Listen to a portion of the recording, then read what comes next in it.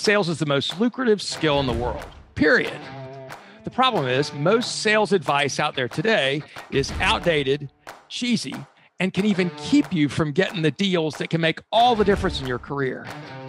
This is the No BS Sales School, a podcast for entrepreneurs and salespeople who want to master the skill of selling without all the BS. So I was thinking today about what is it that the No BS sales team needs to hear. And I realized that there was a topic I haven't covered in a while. And I want to give you one simple tool that you can use to help build trust between you and your prospect. The one that you're talking to in a sales call. It also works with your customers, and it also works with other people in your communications and ultimately building trust.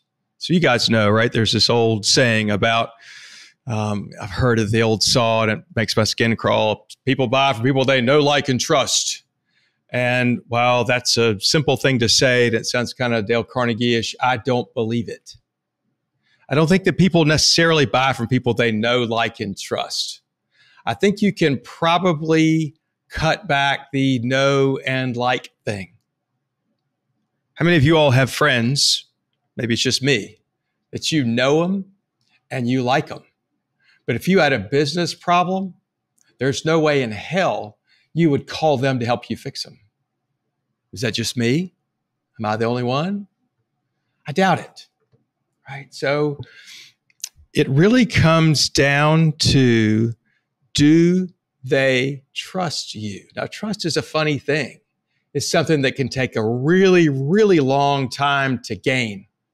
It can take a really long time to gain trust. And it just takes seconds to lose it.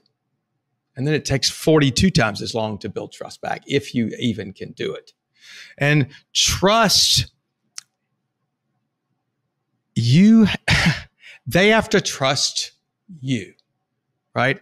They have to see you as somebody. The number one way to build trust then is for them to see, for them to feel like you understand them, that you have walked a mile in their shoes, to take an old Indian proverb, which is really gross if you think about it. That you understand what they're going through. And a lot of times, here it is with salespeople, right? We've seen this stuff. We've seen the problems that they're facing 100 times. We've heard it before. We've felt it before. We've seen it before. And we can pretty much we can finish their sentences for them of exactly what the problems they're dealing with. Here's the thing. That's really bad, a bad thing to do. Because while it may be clinical for you at this point, talking to people and you know exactly what their problems are, if you just tell them, okay, I know what you're dealing with, and here's what's causing it, and here's what's happening to you, here's the problem. You have not earned the right to share a solution yet. They don't want you to take the shortcut. They want you to listen and understand, right? So it's our job. If you remember, one of our mindsets we got to have is ask, don't tell. And so even though we may think we know the problems that are being caused or the personal impacts or the consequences of the problems they have, you got to ask, and then you have to listen to what they say. You got to ask and then listen to what they say. And I know that seems so simple, but so many people don't do that. Even if they say they do, they don't do that. You must ask. So if let's pretend you're a fireman, right? Just for a crazy thing. And the person says, my house is on fire. This sounds really dumb, but a good question to ask is, how do you know? And I know you're like, what the hell? And of course we know. It's funny. I had a guy, we had, long story. We had bats in our house one time. And I called a bat removal company and I said, I've got bats in the house. And the guy said, how do you know? And I got mad, but not mad at him. And I said, because one landed on my damn face last night when I was trying to sleep. Right? So there's the beginning. And at that point, he began to dig in and ask me more questions about that experience. By the way, he's one of the best salespeople I've ever seen. Freaking bat sales guy. I'll tell you that story in another podcast. But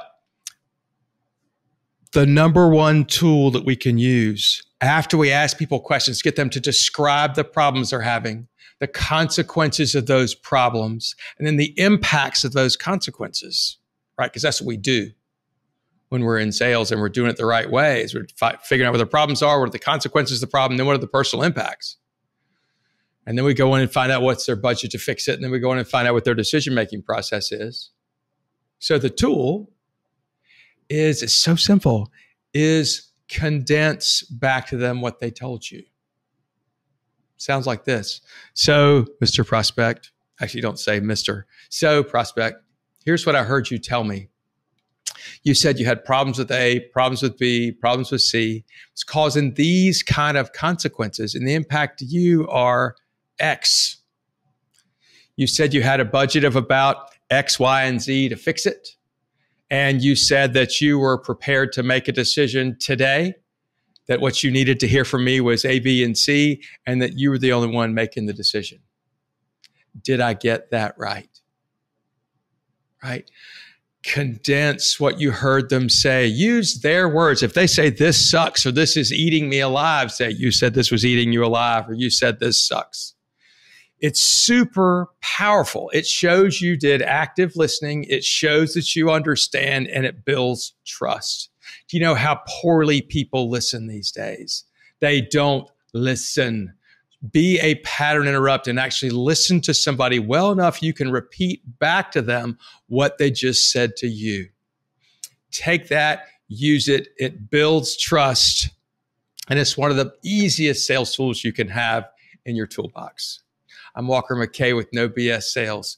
You want help with sales, want help with your sales team? Pick up the phone and call me, 803-917-2817. Thanks for listening to the No BS Sales School podcast. If you haven't already, please take 1 minute to write a quick review for the show. It really does make a huge difference. Also, subscribe to the show and please forward this episode to somebody else who needs to hear it. As a bonus for listening, I'm going to give you access to a free mini course, 7 expensive sales mistakes you're making and what you can do about it. Go to www.7salesmistakes.com and get access to the free mini course. That's the number 7salesmistakes.com. Thanks again for listening to the No BS Sales School podcast.